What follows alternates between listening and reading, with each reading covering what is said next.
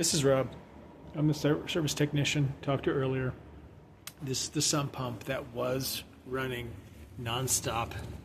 But what had happened was this was shifted too far over here. The float mechanism was getting stuck on the wall. So I simply moved it over to the center. Now the sump works as it should. It will come on in just a minute.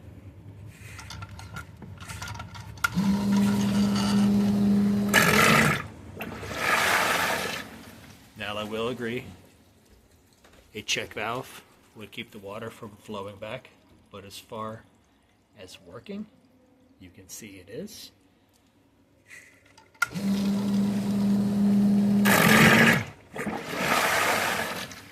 And no continuous running. So this is Rob. Thank you for being part of the city, but this issue has been resolved.